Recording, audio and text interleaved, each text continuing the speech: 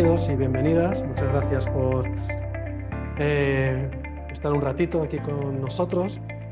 Permitidme primero que me presente. Soy Julio Juanes, director del Instituto Ericsson, junto con Teresa García. Y hoy pues, voy a dar yo esta pequeña charla sobre la hipnosis. No sé hasta qué punto habéis tenido contacto con la hipnosis en algún momento, o qué sabéis o qué no sabéis. Pero bueno, si tenéis preguntas en cualquier instante podéis interrumpirme sin ningún problema. Y bueno, pues vamos respondiéndolas sobre la marcha. La idea de estas charlas que solemos dar de vez en cuando es primero dar a conocer un poco la hipnosis como herramienta y tal como la utilizamos aquí en el instituto. Eso por un lado, hablar brevemente, como digo, de hipnosis. Por otro lado, también el presentar los estudios que ofrecemos aquí en el instituto y además que tengáis una pequeña demostración de cómo trabajamos con esta herramienta, con la hipnosis. ¿De acuerdo? Entonces, digamos que son los tres bloques que queremos tratar y que queremos transmitiros en esta pequeña charla. Antes de empezar, no sé si tenéis alguna pregunta o algún comentario. Os veo algunos por ahí, otros no os veo. ¿Nada? Perfecto. Pues bueno, pues vamos a empezar. Vamos a hablar, el fundamento de esta pequeña charla es daros a conocer si hay pruebas científicas de la eficacia de la hipnosis. Hablaremos de ello, pero antes vamos a hablar brevemente del Instituto Ericsson Madrid y, más allá del Instituto Ericsson Madrid, vamos a hablar de la persona por la cual estamos aquí, que es Milton Erickson. Algunos de vosotros quizás habéis oído hablar de él, otros menos, no lo sé. Bueno, Ericsson básicamente lo que hizo fue desarrollar la hipnosis que ya existía y llevarla a otros niveles, aparte de otras muchas cosas que hablaremos brevemente ahora. Ya que Ericsson es o ha sido una de las grandes influencias que ha habido en la terapia, sobre todo la terapia breve. Y ha influido en muchísimas áreas diferentes de la terapia, aunque no se le nombre en muchas ocasiones. Pero es verdad que por las manos de Ericsson han pasado grandes terapeutas y psicólogos y médicos y otras muchas personas, incluso sin formación del ámbito sanitario, que han desarrollado muchísimo también el ámbito de la terapia. Quizás algunos de vosotros conozcáis a Bandler y a Grinder, que desarrollaron la PNL y que lo hicieron a partir de las enseñanzas de Ericsson, después de haber estudiado con él. Bueno, tenemos una pequeña biografía aquí. Por cierto, ¿veis la presentación bien que estoy compartiendo? ¿La veis bien? Sí, vale. Tenéis aquí algunos datos biográficos de Ericsson. Él estudia medicina, aunque lo más importante, uno de los datos más importantes de Ericsson es todo aquello que sucedió antes de que él empezara a estudiar medicina y se formase como psiquiatra, que es el ataque de polio que tuvo cuando era joven. Tuvo varios, pero tuvo uno bastante más grave, del cual no esperaban que sobreviviese. De hecho, esto está escrito en algunos de sus libros. Él escuchó cómo el médico que le visitaba le dijo a su madre que probablemente no iba a pasar de aquella noche. Él estaba postrado en una cama con un ataque de polio bastante fuerte y no podía moverse. No podía moverse.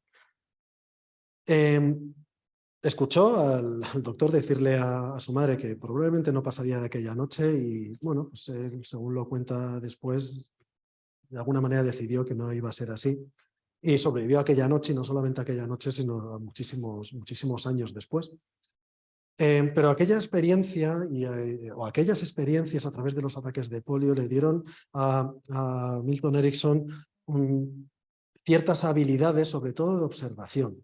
como cuenta él también en algunos de sus escritos. Aprendió primero a observar, a saber identificar a las personas a través de sus movimientos, de sus sonidos. Él cuenta cómo sabía qué persona se acercaba a su habitación por la forma en que andaba. Todo ese tipo de habilidades le sirvieron muchísimo luego a la hora de desarrollar la terapia tal y como lo hizo. Luego, más adelante, también descubrió que aquellos ejercicios que hacía él consigo mismo eran autohipnosis, que se estaba haciendo autohipnosis para recobrar la movilidad de sus miembros. Y lo consiguió, ciertamente lo consiguió. El caso es que estos eventos sí que forjan un poco el carácter y la forma de pensar que tiene Milton Erickson. Luego, posteriormente, estudia medicina, psicología y psiquiatría. Y otro momento importante para estar nosotros aquí es el momento en el que acude a un seminario de Hull sobre hipnosis y termina trabajando con él en su laboratorio de investigación. La perspectiva que se tenía de la hipnosis entonces era una perspectiva que solemos referirnos allá como clásica, es decir, una hipnosis muy directiva, muy directa, en la que se daban órdenes, se llevaba al sujeto a un estado de trance y se dan órdenes muy directas. Entonces, bueno, en ese laboratorio se estudiaban los diferentes niveles de sugestionabilidad que tenían los sujetos a los que estudiaban. Y sucedió algo que fue bastante curioso, viendo los resultados, vieron que había resultados que no encajaban con esos niveles de sugestionabilidad, que había una persona que al hacer esa hipnosis guiada por un guión, se salía de las tablas. Todo el mundo era hipnotizable. Y dijeron, ¿quién es esta persona? Bien, era Milton Erickson, que lo que hacía, en vez de leer el guión, lo que hacía era involucrar a la persona en el proceso de hipnosis, tener en cuenta todo aquello que estaba sucediendo en la persona y hacer protagonista también a la persona que tenía delante, a la cual le estaba haciendo lo que llamamos la inducción hipnótica, y empezó a desarrollar lo que luego hemos llamado, él no lo llamaba así, lo que luego hemos llamado la hipnosis ericksoniana. Es una hipnosis, como veremos luego algunas características, que tiene mucho más en cuenta a la persona, la experiencia que está teniendo y se acompaña a esa persona en ese proceso. Y así es como el propio Erickson llegó a la conclusión de que los niveles de sugestionabilidad no tenían tanto sentido como se pensaba al principio, porque todo el mundo puede ser hipnotizable. Y empezó a cambiar la perspectiva de la hipnosis, llevándola a niveles altísimos. De hecho, hoy en día ya hablamos como digo, de hipnosis ericksoniana, como una manera de trabajar basada en todo lo que desarrolló Erickson a lo largo de su vida, que fue mucho. Bueno, otros datos que tenéis ahí: fue director de investigación psiquiátrica de Massachusetts, luego pasó a la práctica privada y a formación, sobre todo ya los últimos años de su vida, era cuando más se dedicó a esa práctica privada, y es donde tenemos más grabaciones y más transcripciones de sus casos. Funda la American Society of Clinical Hypnosis, colabora con gente como Gregory Bateson, como Waslawick, Halley, desarrollando, como digo, o influyendo en muchísimas ramas de la psicoterapia que surgieron después. De hecho, vemos aportaciones de Erickson en muchas de ellas. Jeffrey Syke, que es el actual presidente de la Fundación Milton Erickson en Phoenix, en Arizona, Estados Unidos, y fue su último gran alumno, fue la persona que pasó con él sus últimos años y que aprendió de él sus últimos años, y que es cierto que Syke tiene una perspectiva de la hipnosis de Erickson muy pura y muy bien enfocada a lo que hacía Erickson. Junto con él fundan la Milton Erickson Foundation, a la cual hacía referencia yo ahora, la cual es reconocida por todas estas asociaciones, como la Accreditation Council Medical Education, la American Psychological Association y American Society of Clinical Hypnosis. a la cual nosotros pertenecemos. Aparte de todas estas, pertenecemos a la Fundación Milton Erickson, la cual nos supervisa, nos permite enseñar el material que enseñamos y, como digo, pues lo supervisa para que esté de acuerdo a los estándares que debe tener una enseñanza de hipnosis y psicoterapia ericksoniana. No solamente la hipnosis es una herramienta más que utilizamos, entonces hablamos de un término mucho más amplio de psicoterapia ericksoniana, porque Erickson además no solamente hacía hipnosis. Erickson cogía todo aquello que él consideraba que a él le funcionaba de otras perspectivas terapéuticas y digamos que incluía la hipnosis en todas ellas. Y es algo que nosotros también animamos desde el Instituto Erickson Madrid, que es que todas aquellas personas que vienen a estudiar con nosotros no tienen por qué cambiar su perspectiva terapéutica. Lo que aprenden aquí es algo que muy fácilmente se puede incluir en el trabajo que ya se está haciendo en terapia. Para todos aquellos que estudien, que trabajen como terapeutas. Tenemos alumnos que no trabajan como terapeutas todavía y vienen a formarse también aquí como terapeutas. Tenemos otros que su objetivo no es formarse como terapeutas y el formarse aquí en el Instituto Erickson es un trabajo personal. Y vienen con curiosidad por tener ciertas herramientas útiles de comunicación, porque al final una de las definiciones que utilizamos de hipnosis es que es una forma de comunicarse. Y bueno, por eso también abrimos la formación a gente que trabaja desde el punto de vista de la comunicación, como vienen siendo también, aparte, como digo, de psicólogos, médicos, enfermeros, enfermeras, también pues, profesores, coaches y todos aquellos que se dedican a comunicar de alguna manera, pueden obtener un beneficio de estas herramientas. Y así lo pensaba Erickson también, no en vano. Erickson formaba a gente de muy distinto perfil. Y es más,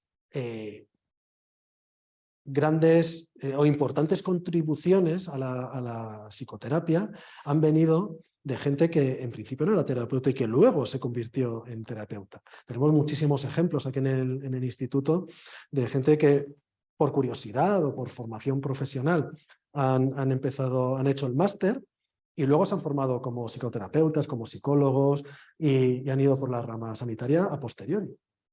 Entonces, bueno, pues es también uno de los fundamentos del Instituto Erickson Madrid, que es no solamente preservar el legado de Milton Erickson de la forma más pura que podamos, también es transmitirlo de manera que perdure en la práctica terapéutica o no de otros muchos profesionales. Porque además solemos decir que el máster es, como decimos, profesionalizador. Formamos a gente para que trabaje desde el ámbito profesional, utilizando estas herramientas.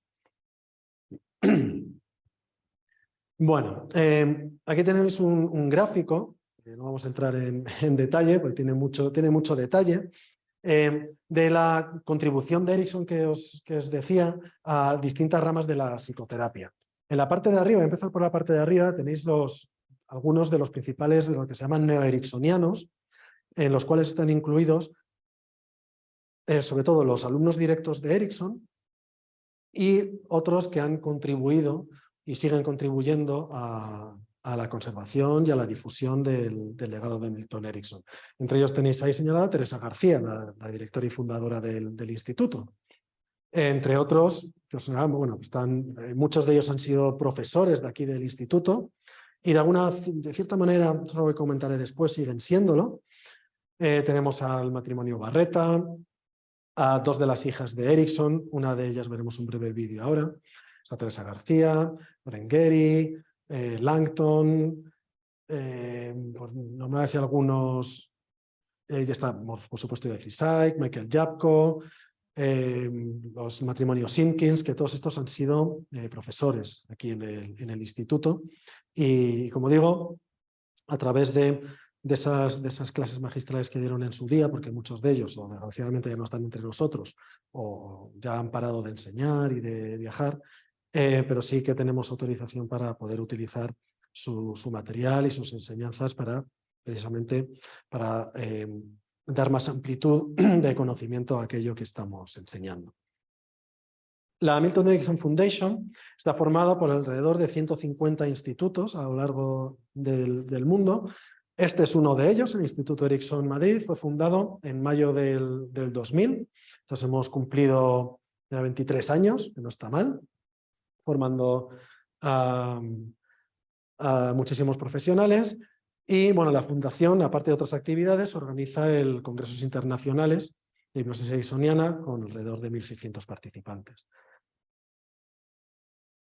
Tenéis una foto del instituto desde donde estamos ahora mismo. Y ahora os voy a poner un breve vídeo de Roxana Erickson, hija de Milton Erickson, que ha sido durante muchos años profesora aquí en el instituto, y esta fue una de aquellas ocasiones en las que vino. Roxana Klein Erickson es la hija de Milton Erickson, como todos sabéis, y además de las gracias por estar aquí y por el delicioso casi mes que estamos pasando juntas. Despedidos países. Thank you. And I would like to present Teresa. Me gustaría presentaros a Teresa, She is the director of the institute here. la directora del instituto. You may or may, I think this is sexy, but creo que ya lo sospechaban. you may or may not know that the Madrid Institute is one of the most well-known the institutes in this associated with the Erickson Foundation. Puede que sepáis que el Instituto Erickson de Madrid es uno de los institutos más conocidos en la Fundación Erickson. Right, and I believe that more students come through the Institute of Madrid than any other institute in the world. Y creo que hay más estudiantes que pasan por este instituto que por cualquier otro instituto del mundo. And I can also attest that the students here are better prepared in many ways than you would find elsewhere in the world. Puedo también certificar que los estudiantes que pasan por este instituto están mejor preparados que los estudiantes que pasan por otros institutos del mundo. She takes the teaching very seriously. Ella se toma la enseñanza muy en serio. She brings people who are well known in the field to teach here. Ella trae a personas que son muy conocidas en el campo para enseñar aquí. And even more important than that, she has a tremendous talent to demonstrate herself what good hypnotherapy is. Pero más importante que todo eso es que ella tiene un enorme talento para demostrar personalmente lo que es la hipnoterapia. So last night she presented a case report on multiple sclerosis that many of maybe some of you have seen before. Anoche ella presentó el estudio de un caso de esclerosis múltiple que puede que alguno de vosotros ya hayáis visto. But she also did a beautiful demonstration of hypnotherapy. Pero también es una demostración muy bella de hipnoterapia. And one of the things that I'd like to call attention to is that there is a difference between Una de las cosas en las que me gustaría puntualizar es que hay una diferencia entre practicing hypnosis practicar la hipnosis and viewing hypnotherapy. y hacer hipnoterapia. Hypnotherapy is the integration of psychotherapy with hypnotic technique. Hipnoterapia es la integración de la hipnosis con psicoterapia. And when she teaches the integration. Y cuando Teresa enseña, ella lo integra. Aparte de que, bueno, pues se dice cosas muy, muy buenas sobre el instituto, y es una de las razones por las que ponemos el vídeo, lo que dice al final es tremendamente importante, porque no es lo mismo la hipnosis que la hipnoterapia. La hipnosis es la herramienta. Lo que enseñamos en el máster es la combinación de ambas, la hipnosis junto con la psicoterapia. ¿De acuerdo? Vamos a hablar brevemente de algunos de los orígenes de la hipnosis para poner, digamos, un poco en el mapa temporal a la hipnosis ericksoniana. Gran parte de la hipnosis viene de Oriente. Se trajo a Europa de diferentes maneras y por diferentes sitios y empezó a utilizarse en muchos ámbitos. Uno de ellos era el ámbito teatral. De ahí, viendo el potencial que tenía la herramienta, muchos terapeutas, a partir de esos hipnotistas, digamos, de teatro, empezaron a aprender la herramienta y a aplicarla en terapia. Y bueno, ahí pues hay nombres como por ejemplo Mesmer, que es uno de los orígenes de la hipnosis, del cual, bueno, ahí tenemos un módulo, luego veré brevemente de los módulos de los que se compone el máster. Tenemos un módulo sobre historia de la hipnosis y hablamos de dónde vienen muchas de las técnicas que utilizamos hoy en día, porque además Erickson era muy consciente de dónde venían esas técnicas y aunque ahora digamos que Erickson utilizaba la hipnosis ericksoniana, tal y como la llamamos ahora, Erickson había aprendido hipnosis de la que se denomina clásica y utilizaba de una manera muy ericksoniana la que entendemos como hipnosis clásica. Incluso sabiendo todo lo que sabía Erickson de hipnosis, muchas de las técnicas que utilizaba venían mucho más atrás de la hipnosis clásica, incluso de las enseñanzas de Mesmer. El caso es que todo esto desemboca en lo que llamamos hoy en día, como decía antes, la hipnosis, lo que llamamos hipnosis clásica. Es una hipnosis mucho más directiva, que busca profundidad de trance, que es lo que empieza a cambiar Erickson, como comentaba al principio. Llegando a la hipnosis ericksoniana, ¿vale?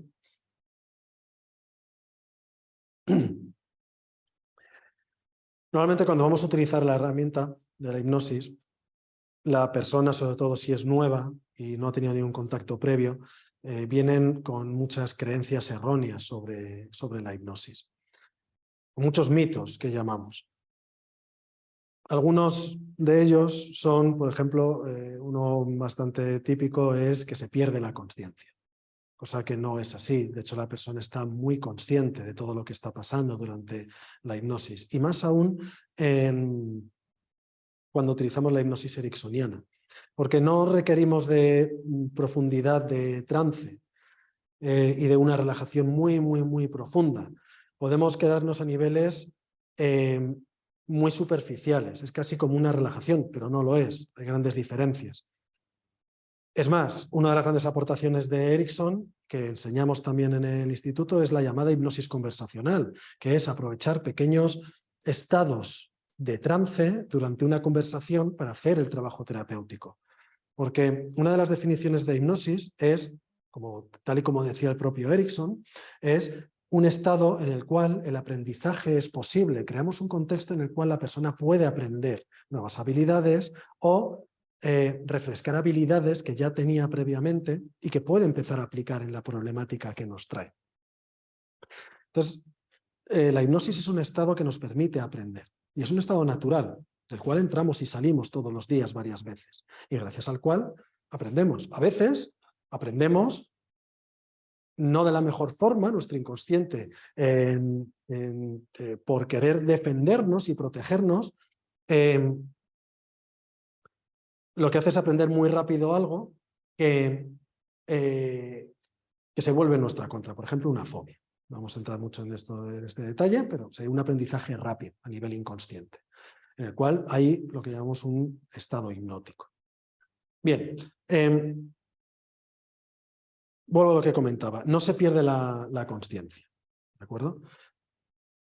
Como digo, incluso podemos hacer hipnosis que se denomina conversacional, mientras vamos hablando, que es algo que hacía Erickson continuamente y que enseñamos aquí en el Instituto Erickson. También se piensa que el estado hipnótico es pasivo, y de hecho puede parecerlo. Muchas veces la gente acude a la hipnosis como un remedio fácil y rápido, es decir, quítame esto y que yo no tenga nada que hacer. Como la idea es, me duermes y yo no tengo nada que hacer y ya tú haces lo que tengas que hacer. Bien, hay una cierta participación del sujeto y tenemos que involucrarle no solamente en el proceso terapéutico, como en cualquier otra terapia, sino también en el proceso hipnótico. Yo suelo decir que la hipnosis tiene mucho de entrenamiento. lo que hacemos es entrenar al sujeto para que pueda entrar en hipnosis. Le enseñamos autohipnosis, de cierto modo, ¿vale? También se suele pensar que uno no se puede despertar por sí mismo. Es uno de los miedos que suelen traer a la consulta. Nada más lejos de la realidad. La persona puede reorientarse en cualquier momento. Todo lo que se recuerda durante una regresión hipnótica es lo que ocurrió. También nos suelen pedir el que les llevemos al por qué. ¿Por qué me pasó esto? Hazme hipnosis y llévame a ver qué sucedió. No es lo que se hace desde la perspectiva de la hipnosis ericksoniana. Lo que llamamos regresión en hipnosis ericksoniana es simplemente ir al pasado de la persona para recuperar recursos y aprendizajes que se pueden utilizar en el contexto problema que tenemos en la actualidad. Entonces es como si estuviésemos actualizando, por utilizar un término más moderno, actualizando a la persona. Ese es el tipo de regresión hipnótica que utilizamos. Pero no vamos al trauma, no es necesario ir al foco del problema con la hipnosis desde esta perspectiva. Y obtenemos unos resultados extraordinarios y muy buenos sin necesidad de ir ahí. Se suele decir que la hipnosis ericksoniana o la terapia ericksoniana es una terapia hecha en el presente hacia el futuro. ¿Vamos al pasado? Sí. ¿Tenemos información del pasado? Sí. Pero no vamos en el caso de que hubiese trauma, no vamos al trauma.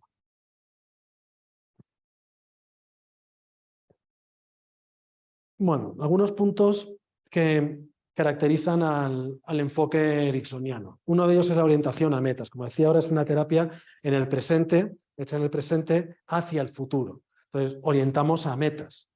Tenemos muy claro lo que llamamos la dirección en terapia.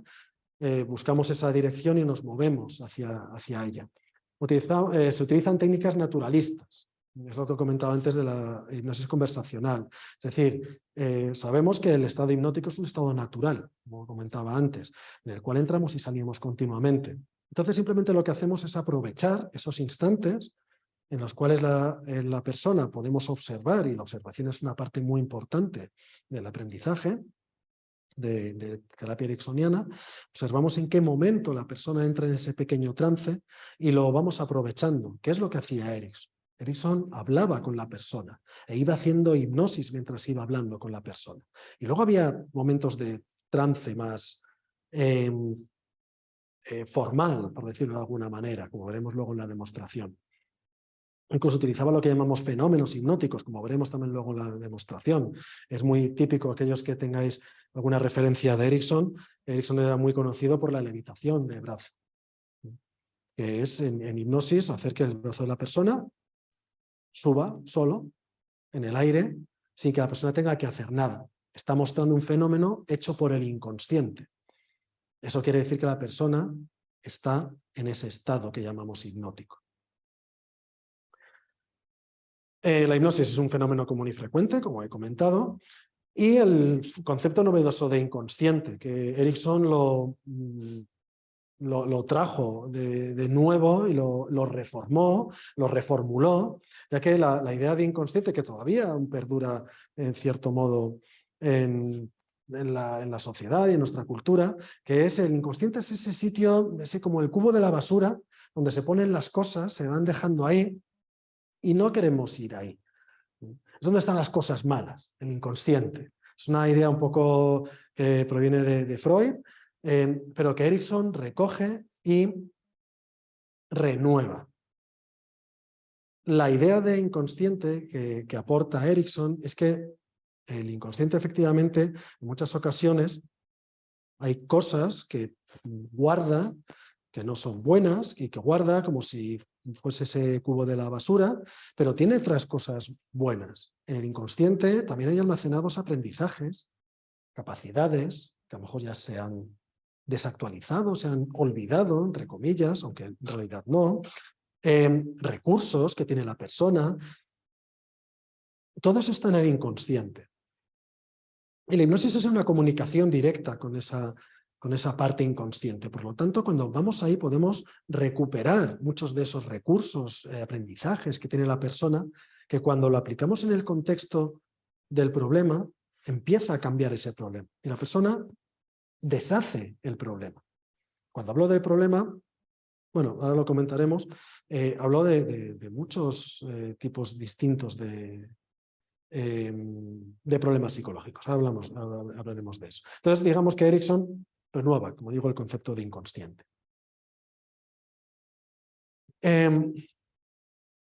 Bueno, hablando de las pruebas científicas, ya tenemos muchas pruebas de la eficacia de la hipnosis y de cómo funciona el cerebro en hipnosis. Si estáis interesados, en la página web del instituto hay un apartado que era, no recuerdo exactamente cuál es, como luego pondré la página web, si me lo recordáis, os digo exactamente dónde están. Tenemos un listado de diferentes estudios sobre la eficacia de la hipnosis, sobre pruebas científicas de la hipnosis, para aquellos que estéis interesados.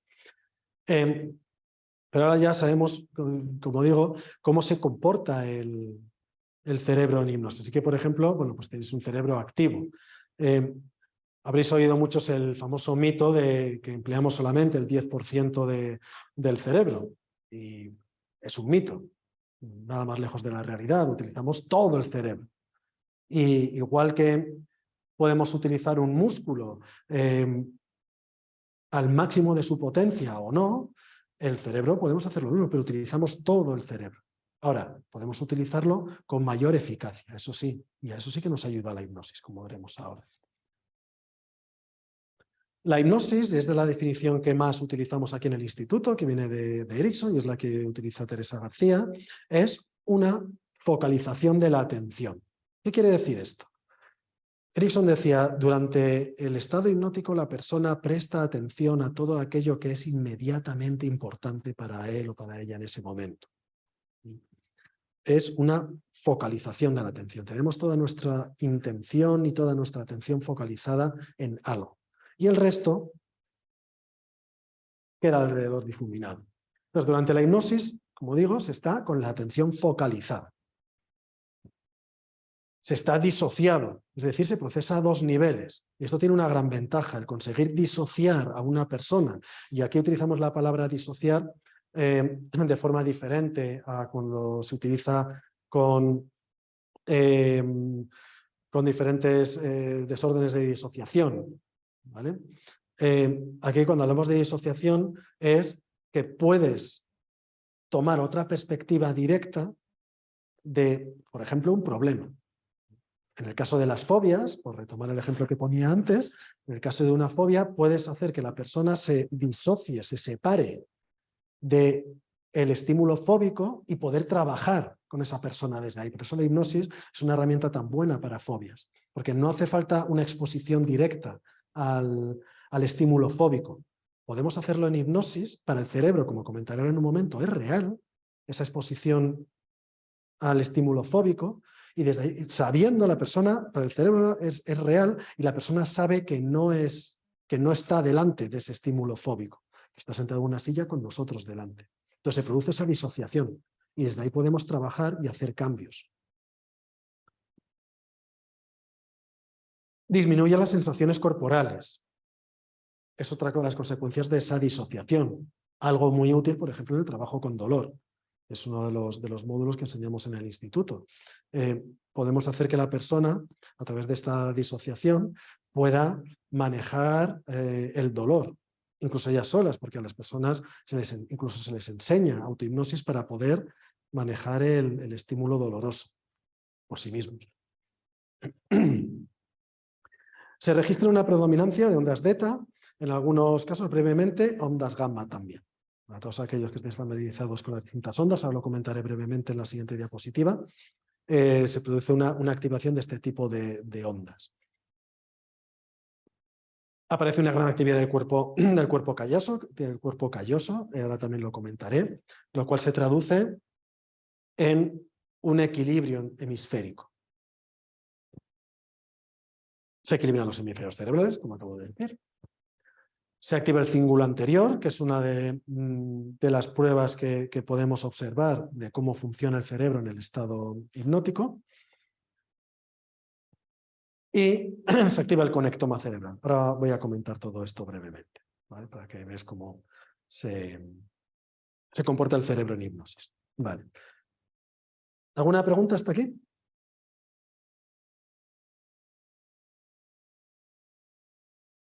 ¿No? ¿Todo bien? Vale.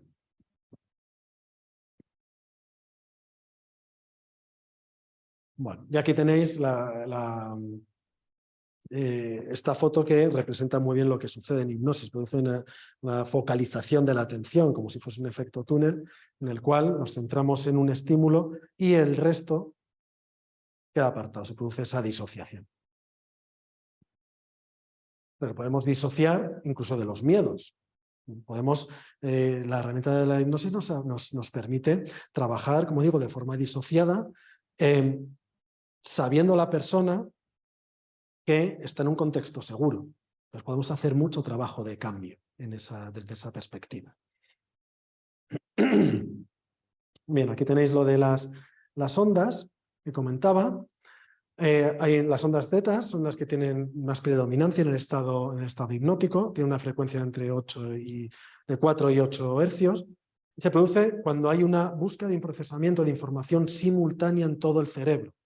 Es decir, en hipnosis, cuando existe una buena focalización de la atención y una buena dirección, hemos hecho bien el trabajo previo, que se hace antes de llevar a la persona a hipnosis, se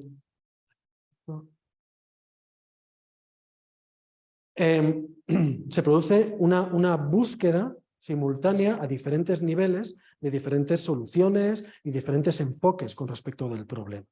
Pero ya, el estado hipnótico ya de por sí ayuda en muchas ocasiones a encontrar diferentes soluciones a problemas. Suelen aparecer cuando se está disociado, meditando o en hipnosis. ¿Vale?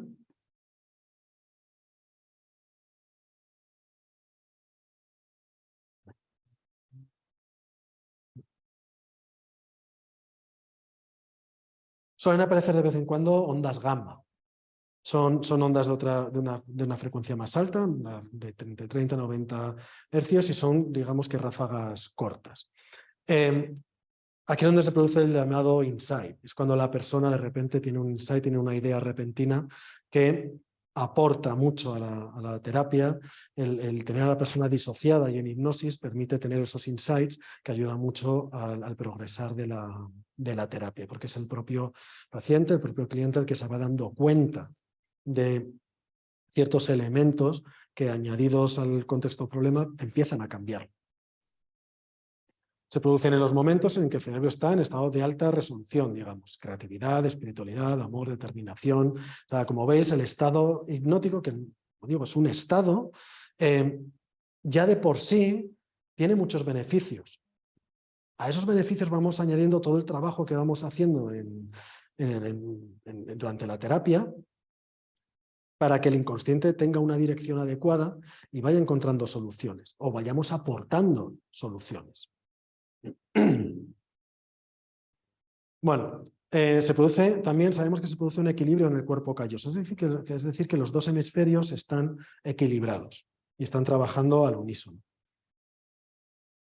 Los estudios con MRI funcional del estado hipnótico revelan que el cerebro se produce, como he dicho, ondas Z, también gamma, equilibrio hemisférico, activación del cíngulo anterior y activación de la zona del cerebro que es parte de la experiencia narrada. ¿Qué quiere decir esto? Lo he comentado brevemente antes.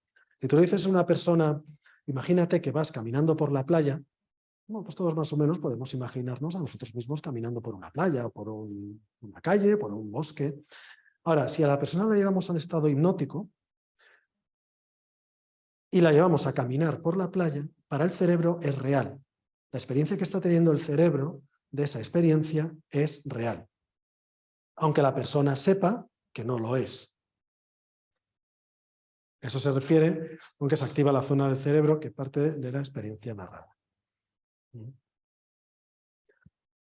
Lo que se llama el conectoma cerebral es donde se produce la autoconsciencia. Es lo que llamamos el impulsor para tomar las riendas de nuestras propias vidas. Muchas veces cuando viene a consulta una persona, lo primero que encontramos es una persona desempoderada y desesperada, digamos, que no ve una posible solución al problema. El empezar a activar todos estos recursos, damos a la persona recursos para que empiecen a hacerse cargo de su propio proceso de cambio, aunque seamos nosotros quienes lo vamos llevando o vamos de la mano acompañándoles en ese proceso. Y también la motivación y la autoestima, que también son elementos muy importantes en cualquier entorno terapéutico.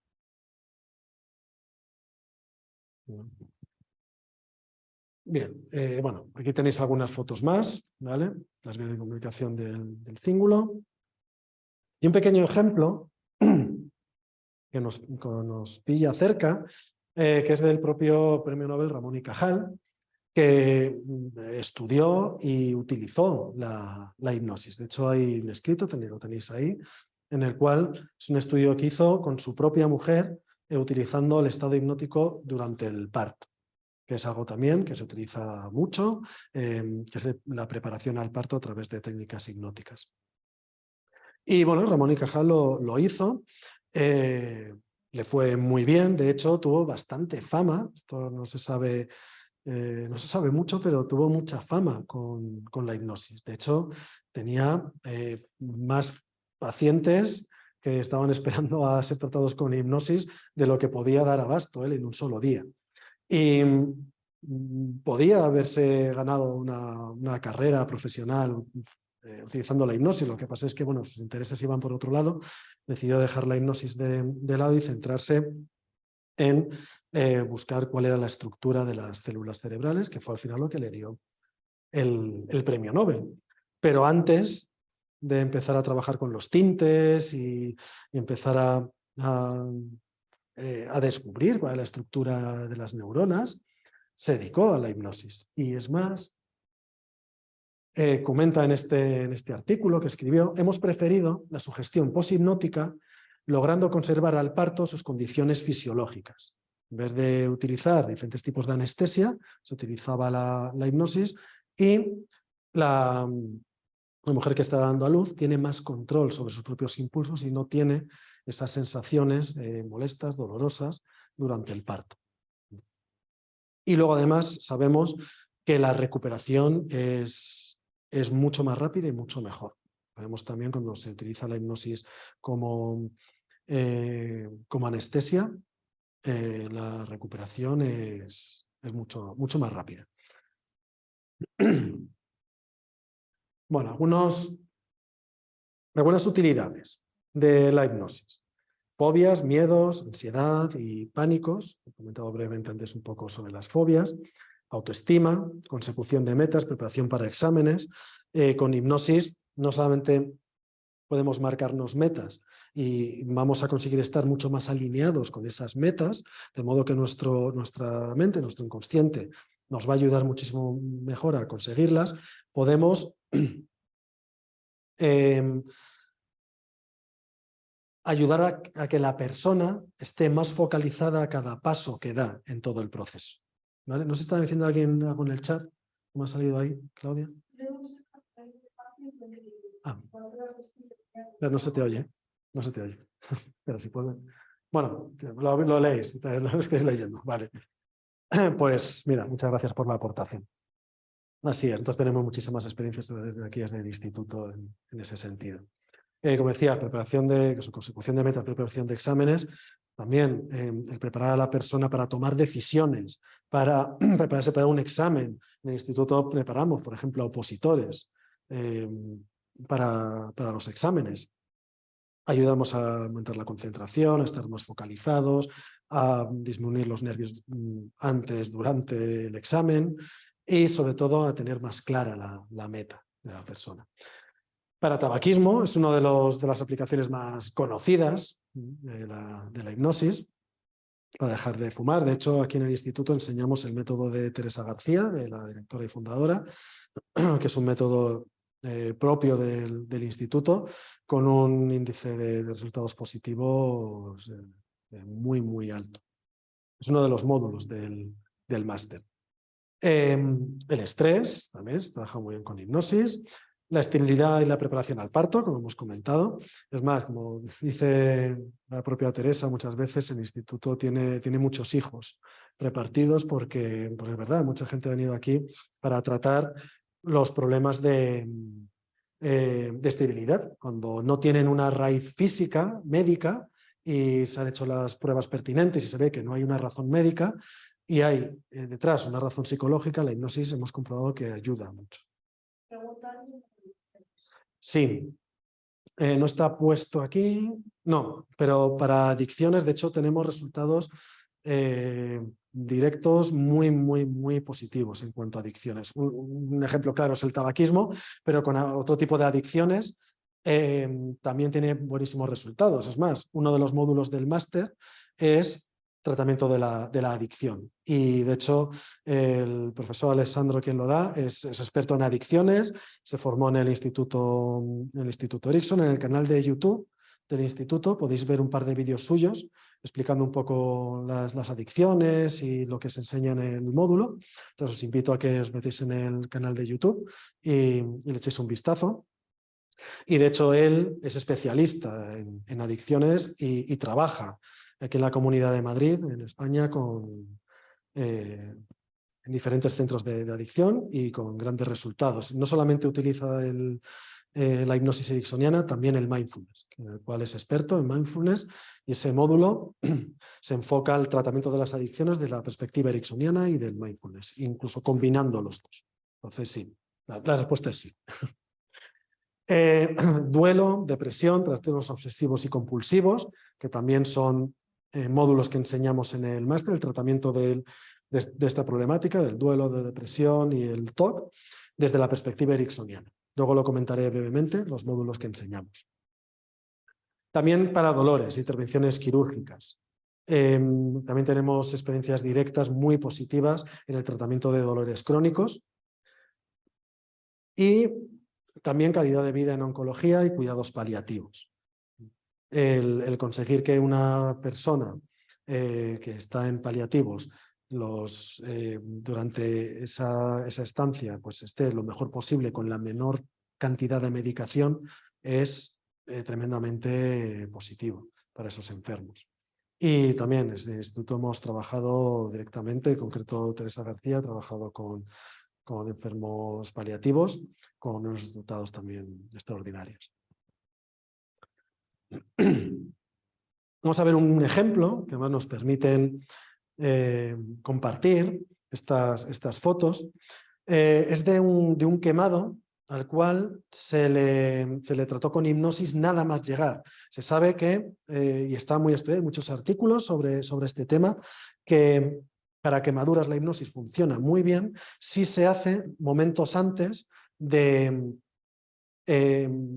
momentos después de haberse quemado. Tenemos una ventana de oportunidad ahí muy buena que se ha estudiado, que si se hace hipnosis en esos momentos, la recuperación, como vamos a ver en estas fotos, es muchísimo más rápida y eficaz. Esta es una quemadura con acero fundido. Se hace una primera intervención 1 hora después de la quemadura. Esta fue un 14 de marzo. 21 horas después de la quemadura, el 15 de marzo, vemos cómo en esta primera foto, cómo se van cayendo las células muertas.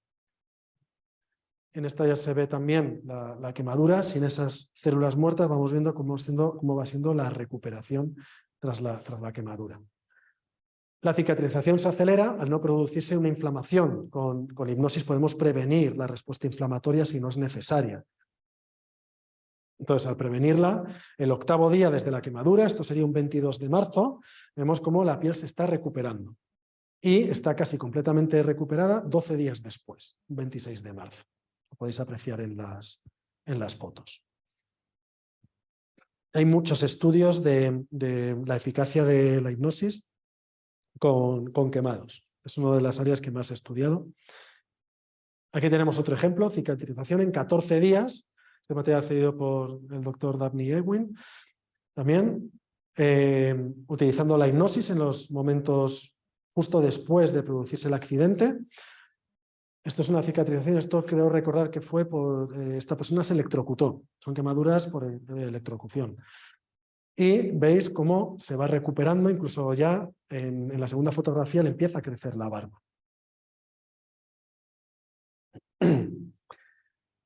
Bueno, pues algunos ejemplos. Aquí tenéis la página web, que ahora voy a abrirla para hablar un poco de lo que son ya los estudios de máster en caso de que estéis interesados. ¿Hasta aquí alguna pregunta? ¿Alguna cuestión? ¿No? Bueno, mientras tanto, de todas formas, dejadme abrir la página web.